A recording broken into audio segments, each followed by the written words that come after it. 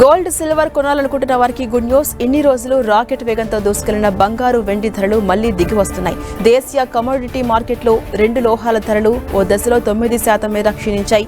Record గరిష్టాలకు చేరుకున్న వేళ లాభాల స్వీకరణ కొనసాగుతుండటంతో నిన్న రెండు లోహాలు లోయర్ సర్క్యూట్కు తాకాయి. తర్వాత బంగారం ధర కాస్త కోలుకోగా వెండి మాత్రం 9% పడిపోయింది. మల్టీ కమోడిటీ ఎక్స్చేంజ్లో ఫ్యూచర్స్ ట్రెండింగ్లో ఏప్రిల్ కాంట్రాక్ట్ బంగారం ధర 9% పతనమైంది. 10 గ్రాముల బంగారం ధర ఒక్క రోజులోనే 13,711 రూపాయలు క్షీణించి 1,38,634కు చేరుకుంది. మధ్యాహ్నం 1 గంట సమయానికి 3.28% నష్టంతో 1.47 లక్షల వద్ద కొనసాగింది. అంతకుముందు గురువారం ఒక్కరోజే పసిడి ధర 31,617 మేర పతనమైంది. దీంతో 1,93,096 నుంచి 1,52,345కు చేరుకుంది.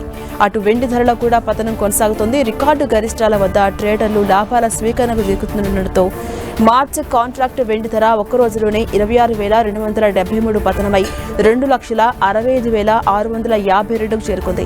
శుక్రవారం ఒక్కరోజే వెండి కిలో ధర 1,07,968 క్షీణించి 2,91,925కు చేరుకుంది.